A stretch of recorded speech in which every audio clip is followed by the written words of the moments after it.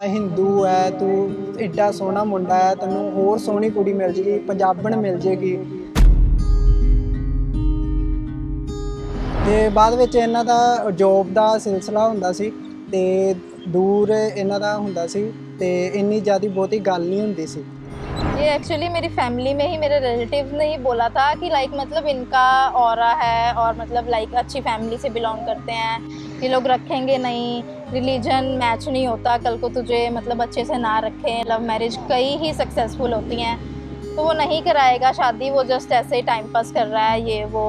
ਫਿਰ ਮੈਨੂੰ ਹੋਇਆ ਫੀਲ ਹੋਇਆ ਕਿ ਹਾਂ ਹੈ ਕੋਈ ਗੱਲ ਤੇ ਕਨੈਕਸ਼ਨ ਹੈ ਕੋਈ। ਤੇ ਬਾਅਦ ਵਿੱਚ ਫਿਰ ਮੈਂ ਇਹਨਾਂ ਨੂੰ ਕਿਹਾ ਕਿ ਤੁਸੀਂ ਵੀ ਇਦਾਂ ਫੀਲ ਕਰਦੇ ਹੋ ਮੇਰੇ ਲਈ, ਤੇ ਇਹਨਾਂ ਨੇ ਜਵਾਬ ਨਹੀਂ ਦਿੱਤਾ ਉਦੋਂ, ਤੇ ਮੈਨੂੰ ਮਤਲਬ ਕਿ ਲਾਰਿਆਂ 'ਚ ਰੱਖ ਦਿੱਤਾ ਬਾਅਦ ਵਿੱਚ। ਫਿਰ ਇਦਾਂ ਹੀ ਫਿਰ ਗੱਲਾਂ ਹੁੰਦੀਆਂ ਗਈਆਂ ਫਿਰ ਅਚਾਨਕ ਹੀ ਮੈਂ ਇਹਨਾਂ ਨੂੰ ਮੈਂ ਟੈਟੂ ਬਣਵਾਇਆ ਸੀ, ਤੇ ਮੈਂ ਟੈਟੂ ਬਣਾਇਆ ਸੀ, ਇਹਨਾਂ ਨੂੰ ਨਾਲ ਸਰਪ੍ਰਾਈਜ਼ ਦਿੱਤਾ ਤੇ ਫਿਰ ਇਹਨਾਂ ਨੂੰ ਮੈਂ ਪ੍ਰਪੋਜ਼ ਕੀਤਾ ਸੀ। फादर जो थे ना वो इतने कन्विंसिंग थे, उन्होंने तो इवन के अपने रिलेटिव्स को भी बोल दिया था जिसको प्रॉब्लम है वो शादी में मत आए, बट मतलब मेरी बेटी ने बोला है तो वो जहाँ बोलेगी मैं कर दूँगा उसकी शादी। सिर्फ एक यही मेन पॉइंट था, उन्होंने साथ दिया तो ही आज हम साथ में हैं। ਤੇ ਇੱਕ ਦੋ ਦਿਨ ਹਫਤਾ ਵੀ ਨਹੀਂ ਗੱਲ ਹੁੰਦੀ ਸੀ। ਫਿਰ ਮੈਂ ਮਿਸ ਕਰਨਾ ਇਹਨਾਂ ਨੂੰ ਕਿ ਅੱਜ ਗੱਲ ਨਹੀਂ ਹੋਈ, ਬਟ ਐਜ਼ ਏ ਫਰੈਂਡ ਹਾਲੇ ਗੱਲ ਹੁੰਦੀ ਸੀ। ਤੇ ਗੱਲ ਕਰਦੇ ਮੈਨੂੰ ਫੀਲ ਹੋਇਆ ਕਿ ਮੈਂ ਇਹਨਾਂ ਨੂੰ ਕਿਉਂ ਮਿਸ ਕਰ ਰਿਹਾ ਇੰਨਾ, ਕੀ ਇਹ ਗੱਲ। ਫਿਰ ਇਹਨਾਂ ਦੀ ਕੋਲ ਆਉਂਦੀ ਸੀ, ਮੈਂ ਪੂਰਾ ਖੁਸ਼ ਹੋ ਜਾਂਦਾ ਸੀ ਕਿ ਇਹਨਾਂ ਦੀ ਮੈਨੂੰ ਕੋਲ ਆ ਗਈ ਆ, ਹਾਲ ਚਾਲ ਪੁੱਛਣਾ। ਫਿਰ वरना नहीं होता। ਜਦੋਂ ਇਹਨਾਂ ਦੇ ਫਾਦਰ ਸਾਹਿਬ ਮੈਨੂੰ ਮਿਲਣ ਆਏ ਸੀ ਨਾ, ਕਹਿੰਦੇ ਸੀ ਕਿ ਤੂੰ ਇੱਕ ਮਨ 'ਚ ਧਾਰ ਲੈ ਕਿ ਮੈਂ ਤੇਰੇ ਨਾਲ ਖੜਾ, ਜਿਹੜਾ ਮਰਜ਼ੀ ਕੁਛ ਕਵੇ ਤੂੰ ਪਰਵਾਹ ਨਹੀਂ ਕਰਨੀ, ਜਿੱਥੇ ਮੇਰੀ ਲੋੜ ਪਏਗੀ ਤੂੰ ਹਾਂ ਕਰਨੀ ਹੈ, ਬਸ ਮੈਂ ਉਸੇ ਟਾਈਮ ਆ ਜਾਵਾਂਗਾ। ਬਲਕਿ ਇਹਨਾਂ ਦੇ ਪਾਪਾ ਦੇ ਸਪੋਰਟ ਨਾਲ ਸਾਰਾ ਕੁਝ ਹੋਇਆ। बट बात करते करते मतलब एक वाइब मैच होती है ना, मतलब हम बहुत कंफर्टेबल थे एक दूसरे के साथ और बहुत अच्छी हमारी बॉन्डिंग बन गई थी। तो फिर ऐसे बात करते करते इनको भी रियलाइज़ हुआ, मुझे भी रियलाइज़ हुआ, तो जब इन्होंने बोला तो फिर मैंने मना नहीं किया। फिर हमने सोचा कि ठीक है एक चांस देते हैं रिलेशन को। ਬਹੁਤ ਔਖ ਹੋਈ ਸੀ ਇਸ ਵਿੱਚ, ਕਿਉਂਕਿ ਮੇਰੇ ਪਾਪਾ ਆਰਮੀ 'ਚ ਸੀ, ਉਹਨਾਂ ਦੇ ਤੁਹਾਨੂੰ ਪਤਾ ਹੀ ਆਰਮੀ ਦੇ ਰੂਲਸ ਬੜੇ ਹੁੰਦੇ ਨੇ। ਤੇ ਜਦੋਂ ਮੈਂ ਆਪਣੇ ਫਾਦਰ ਸਾਹਿਬ ਨਾਲ ਇਦਾਂ ਗੱਲ ਕੀਤੀ ਘਰੇ ਕਿ ਹਾਂ ਮੈਂ ਇੱਕ ਕੁੜੀ ਨੂੰ ਮਤਲਬ ਕਿ ਪਸੰਦ ਕਰਦਾ, ਮੈਂ ਵਿਆਹ ਕਰਾਉਣਾ ਚਾਹੁੰਦਾ ਹਾਂ।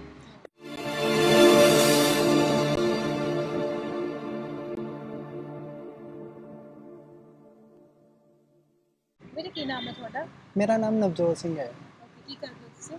ਮੈਂ ਹਸਪੀਟਲ ਵਿੱਚ ਜੋਬ ਕਰਦਾ ਹਾਂ। ਓਕੇ ਮੈਮ, ਤੁਹਾਡਾ ਕੀ ਨਾਮ ਹੈ? नेहा, ਤੁਸੀਂ ਕੀ ਕੰਮ ਕਰਦੇ ਹੋ? IT sector. ਓਕੇ ਠੀਕ ਹੈ, ਤੇ ਕਿਵੇਂ ਦੀ ਚੱਲ ਰਹੀ ਹੈ ਲਾਈਫ? ਬਹੁਤ ਵਧੀਆ ਚੱਲ ਰਹੀ ਹੈ। ਵਧੀਆ ਚੱਲ ਰਹੀ ਹੈ। ਹਾਂਜੀ ਹਾਂਜੀ। ਵਿਆਹ ਨੂੰ ਕਿੰਨਾ ਸਮਾਂ ਹੋ ਗਿਆ? ਵਿਆਹ ਨੂੰ ਥੋੜਾ ਕਿ ਸਮਾਂ ਹੋਇਆ ਹੈ, 3 ਕੁ ਮਹੀਨੇ ਹੋਏ ਹੈ। ਅੱਛਾ, ਹਾਂਜੀ। ਵਿਆਹ ਕਿੱਦਾਂ, ਲਵ ਜਾਂ ਅਰੇਂਜ? ਲਵ लव ਮੈਰਿਜ मैरिज। ਲਵ ਕਿਵੇਂ? ਕਿਵੇਂ ਹੁਣ ਬਹੁਤ ਜ਼ਿਆਦਾ ਵੱਡੀ ਕਹਾਣੀ ਹੈ, ਤੁਹਾਨੂੰ ਤੁਸੀਂ ਸ਼ੋਰਟ ਦੱਸੋ, ਸ਼ੁਰੂ ਕਰੋ। ਹਾਂਜੀ ਹਾਂਜੀ। ਐਕਚੁਅਲੀ ਮੈਂ ਨਾ ਪਹਿਲੇ ਹਸਪੀਟਲ ਵਿੱਚ ਜੋਬ ਕਰਦਾ ਹੁੰਦਾ ਸੀ, ਤੇ ਇਹਨਾਂ ਦੇ ਮਦਰ ਬਿਮਾਰ ਰਹਿੰਦੇ ਸੀ ਤੇ ਬਾਅਦ ਵਿੱਚ ਇਹ ਚੈੱਕਅਪ ਲਈ ਆਉਂਦੇ ਹੁੰਦੇ ਸੀ ਸਾਡੇ ਹਸਪੀਟਲ। ਤੇ ਬਾਅਦ ਵਿੱਚ ਇਹਨਾਂ ਦਾ ਆਪਰੇਟ ਦੱਸਿਆ ਸੀ ਡਾਕਟਰ ਨੇ, ਤੇ ਆਪਰੇਟ ਕਰਨ ਤੋਂ ਬਾਅਦ ਅਸੀਂ ਪੇਸ਼ੈਂਟ ਨੂੰ ਮਿਲਦੇ ਹੁੰਦੇ ਸੀ, ਉਹਨਾਂ ਦਾ ਸਾਰਾ ਡਾਈਟ ਪਲਾਨ ਦੇਖਦੇ ਹੁੰਦੇ ਸੀ। ਤੇ ਉਹਨਾਂ ਦੇ ਨਾਲ ਫਿਰ ਇਹਨਾਂ ਦੇ ਮਾਤਾ ਦੇ ਨਾਲ ਸਾਡੀ ਬਹੁਤ ਅੱਛੀ ਬੌਂਡਿੰਗ ਬਣ ਗਈ ਸੀ, ਤੇ ਹਾਲ ਚਾਲ ਪੁੱਛਣਾ, ਰੋਜ਼ ਡੇਲੀ ਅਪਡੇਟਸ ਲੈਣਾ ਕਿ ਡਾਕਟਰ ਨੇ ਕੀ ਕਿਹਾ ਹੈ, ਕਿਵੇਂ ਹੋਣਾ ਹੈ। ਤੇ ਬਾਅਦ ਵਿੱਚ ਇਦਾਂ ਹੀ ਆਪਰੇਟ ਕਰਨ ਤੋਂ ਬਾਅਦ ਉਹ ਚਲੇ ਗਏ। ਫਿਰ ਸਾਨੂੰ ਰੂਟੀਨ ਹੁੰਦੇ ਸੀ ਕਿ ਕਾਲ ਕਰਕੇ ਪੇਸ਼ੈਂਟ ਨੂੰ ਪੁੱਛਣਾ ਕਿ ਤੁਹਾਡਾ ਕੀ ਹਾਲ ਚਾਲ ਹੈ, ਕਿਵੇਂ ਰਹਿ ਰਹੇ ਹੋ, ਆਪਰੇਟ ਠੀਕ ਰਿਹਾ ਹੈ, ਸਿਹਤ ਕਿਵੇਂ ਨੇ। ਤੇ ਇਦਾਂ ਉਹਨਾਂ ਨੂੰ ਰੂਟੀਨ 'ਚ ਕਾਲ ਕਰਦੇ ਹੁੰਦੇ ਸੀ। ਇੱਕ ਦੋ ਵਾਰੀ ਅਸੀਂ ਕਾਲ ਕੀਤੀ ਤੇ ਬਾਅਦ ਵਿੱਚ ਇਹਨਾਂ ਦੇ ਮੰਮਾ ਨਾਲ ਬਹੁਤ ਅੱਛੀ ਬੌਂਡਿੰਗ ਬਣ ਗਈ ਮੇਰੀ। ਤੇ ਫਿਰ ਉਹਨਾਂ ਨੇ ਇੱਕ ਦਿਨ ਮੈਨੂੰ ਡਿਨਰ 'ਤੇ ਇਨਵਾਈਟ ਕੀਤਾ, ਫਿਰ ਮੈਂ ਗਿਆ ਉੱਥੇ ਤੇ ਡਿਨਰ ਵਗੈਰਾ ਕੀਤਾ। ਫਿਰ ਇਹਨਾਂ ਨੂੰ ਨੇਹਾ ਨੂੰ ਮੈਂ ਉਦੋਂ ਦੇਖਿਆ ਸੀ, ਤੇ ਫੇਸ ਟੂ ਫੇਸ ਉਦੋਂ ਉਸ ਟਾਈਮ ਮੈਂ ਦੇਖਿਆ ਸੀ। ਅੱਛਾ, ਇਹਨਾਂ ਨੂੰ ਦੇਖ ਕੇ ਕੀ ਮਾਈਂਡ ਦੇ ਵਿੱਚ ਆਇਆ ਸੀਗਾ? ਹਾਲੇ ਤਾਂ ਸਿੰਪਲ ਹੀ ਜਸਟ ਦੇਖਿਆ ਸੀ ਮੈਂ, ਤੇ ਫਿਰ ਰੋਜ਼ਾਨਾ ਫਿਰ ਆਉਣਾ ਜਾਣਾ ਸਟਾਰਟ ਹੋ ਗਿਆ ਇਹਨਾਂ ਘਰ। ਫਾਦਰ ਸਾਹਿਬ ਵੀ ਮੈਨੂੰ ਮਿਲੇ ਇਹਨਾਂ ਦੇ, ਤੇ ਸਾਰਿਆਂ ਨਾਲ ਫੈਮਿਲੀ ਇਹਨਾਂ ਦੀ ਜੁਆਇੰਟ ਹੈ, ਚਾਚਾ ਜੀ ਨਾਲ ਰਹਿੰਦੇ ਨੇ ਇਹਨਾਂ ਦੇ, ਤੇ ਅੱਛੀ ਬੌਂਡਿੰਗ ਬਣ ਗਈ, ਮੇਰਾ ਆਣਾ ਜਾਣਾ ਸਟਾਰਟ ਹੋ ਗਿਆ। ਫਿਰ ਐਕਚੁਅਲੀ ਜਦੋਂ ਮੈਂ ਇਹਨਾਂ ਨੂੰ ਦੇਖਿਆ ਨਾ ਕਿ ਮੈਂ ਇਹਨਾਂ ਨੂੰ ਲੱਗਾ ਕਿ ਮੈਂ ਇਹਨਾਂ ਨੂੰ ਜਾਣਨਾ ਚਾਹੁੰਦਾ ਹਾਂ।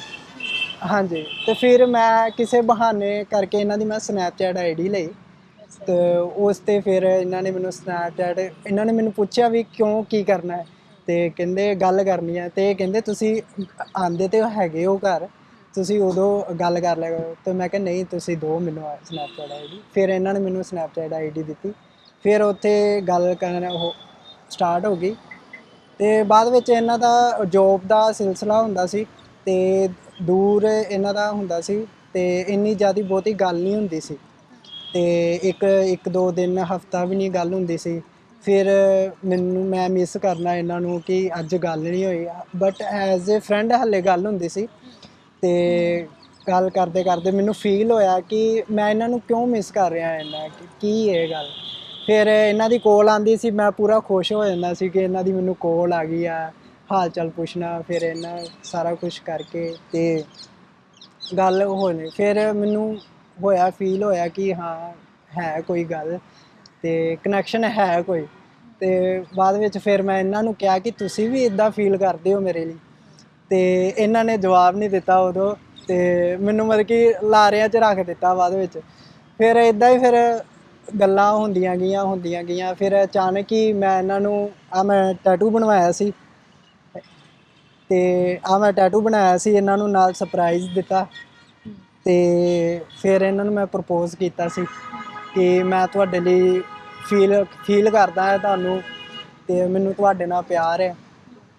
ਫਿਰ ਇੱਦਾਂ ਫਿਰ ਇਹ ਕਹਿੰਦੇ ਸੀ ਕਿ ਮੈਂ ਮਤਲਬ ਕਿ ਇਹ ਕੰਮ 'ਚ ਨਹੀਂ ਪੈਣਾ, ਮੈਂ ਵਿਆਹ ਤੱਕ ਦਾ ਸੋਚਿਆ ਹੈ ਜਿੰਨਾ ਵੀ ਮੈਂ ਕਰਾਂਗੀ। ਤੇ ਮੈਂ ਇਹਨਾਂ ਨੂੰ ਇਹੀ ਪ੍ਰੋਮਿਸ ਕੀਤਾ ਸੀ ਕਿ ਮੈਂ ਵਿਆਹ ਤੱਕ ਹੀ ਲੈ ਕੇ ਜਾਵਾਂਗਾ ਤੁਹਾਨੂੰ। ਤੇ ਮੈਮ ਜਦੋਂ ਤੁਹਾਡੇ ਕੋਲ ਸਨੈਪਚੈਟ ਤੇ ਇਹਨਾਂ ਨੇ ਆਈਡੀ ਮੰਗੀ ਹੈ ਨਾ, ਤੇ ਕੀ ਰਿਐਕਸ਼ਨ ਸੀ ਉਸ ਵੇਲੇ, ਕੀ ਸੋਚਿਆ ਕਿ क्यों मेरे वाला मुद्दा है करी जा नहीं, रिएक्शन कुछ नहीं था बिकॉज फैमिली में आते जाते थे, तो मुझे था कि एज अ फ्रेंड हम लोग अपना फर्दर कंटिन्यू करेंगे।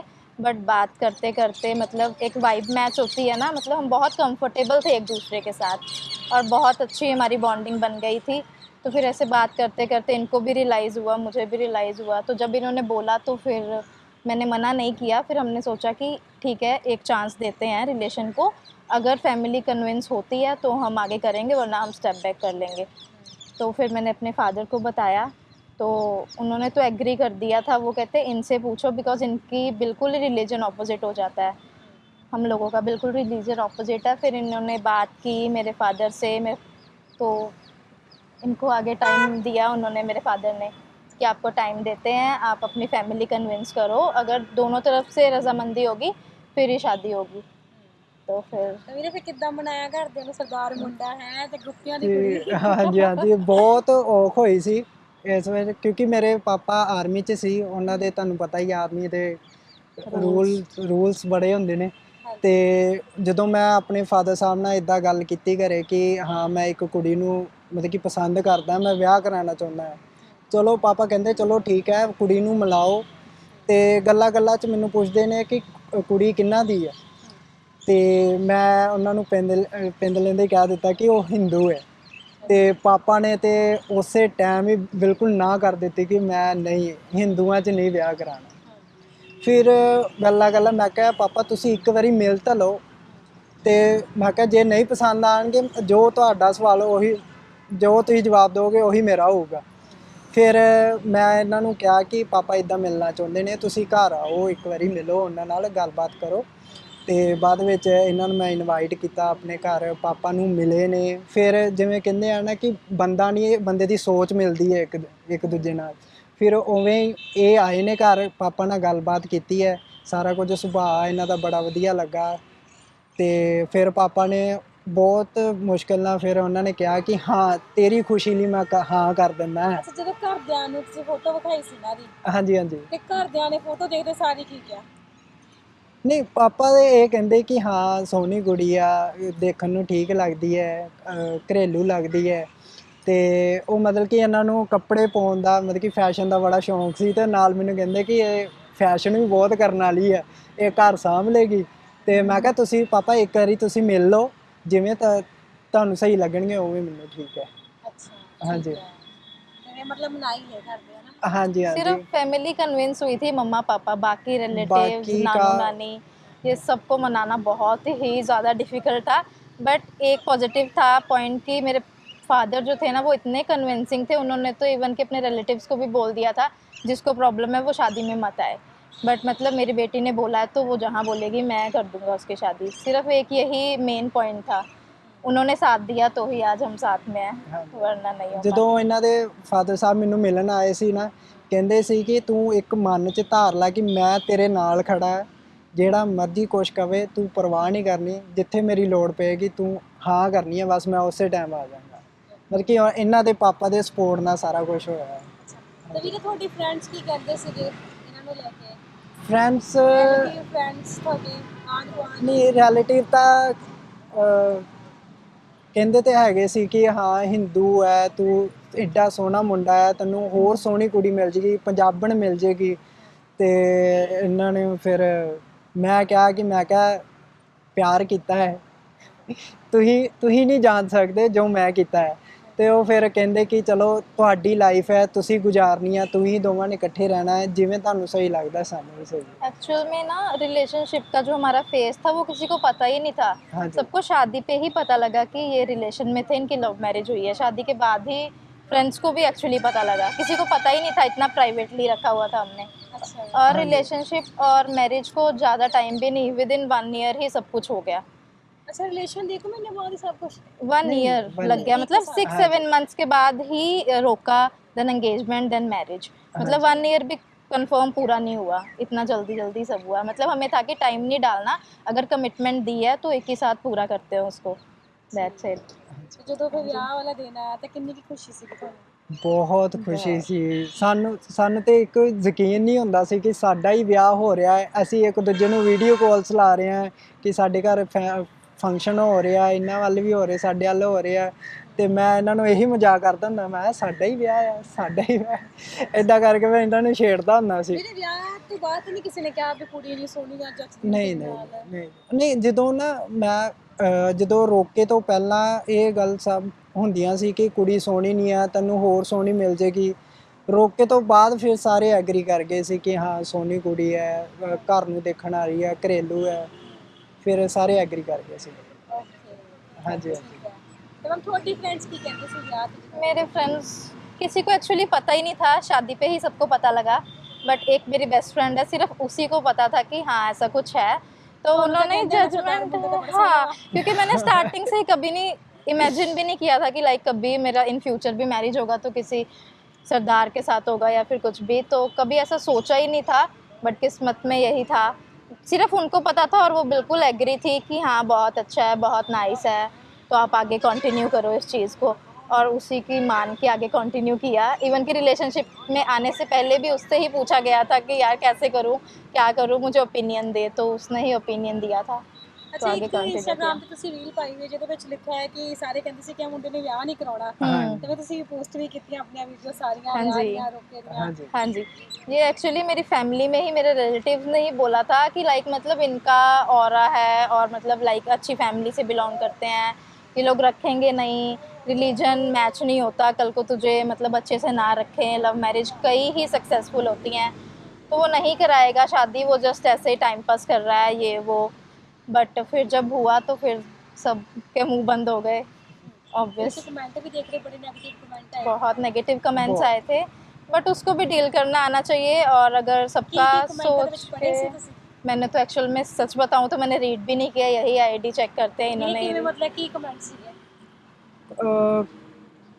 ਮਤਲਬ ਕਿ ਜਿੱਦਾਂ ਤੁਹਾਨੂੰ ਮੈਂ ਦੱਸਿਆ ਕਿ ਹਿੰਦੂ ਫੈਮਿਲੀ ਤੋਂ ਬਿਲੋਂਗ ਕਰਦੇ ਨੇ, ਇਦਾਂ ਦੇ ਕਮੈਂਟ ਆਉਂਦੇ ਕਿ ਵੀਰੇ ਤੂੰ ਇੰਨਾ ਸੋਹਣਾ ਆ ਤੇ ਤੈਨੂੰ ਇੰਨੀ ਸੋਹਣੀ ਕੁੜੀ ਮਿਲ ਸਕਦੀ ਸੀ, ਤੇ ਤੂੰ ਇਹਦੇ ਨਾਲ ਕਿਉਂ ਪਿਆਰ ਕੀਤਾ ਜਾਂ ਇਹਦੇ ਨਾਲ ਕਿਉਂ ਵਿਆਹ ਕਰਾਇਆ।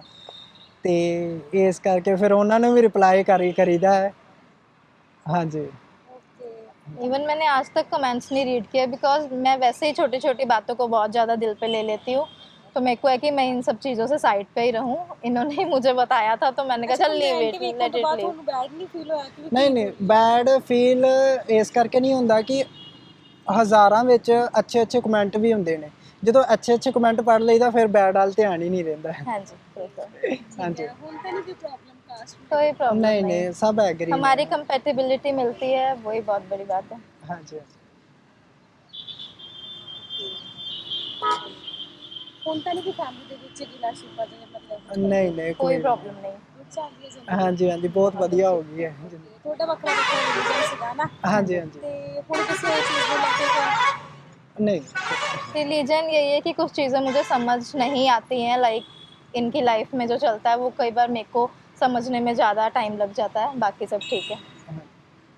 ਸੋ ਐਂਡ ਵਿੱਚ ਕੁਝ ਕਹੋਗੇ ਤੁਹਾਡੀ ਲਵ ਮੈਰਿਜ ਆ ਵੱਖੋ ਵੱਖਰੇ ਰਿਲੀਜਨ ਦੇ ਵਿੱਚ ਸਾਡੀ ਆਡੀਅנס सिर्फ इंसान एक दूसरे के साथ कंपेटेबल होना चाहिए और लॉयल होना चाहिए, रिलीजन मैटर नहीं करता। ਤੁਸੀਂ ਵੀ ਕੁਝ ਬਸ ਸੇਮ ਸੇਮ ਹਾਂਜੀ ਓਕੇ ਥੈਂਕ ਯੂ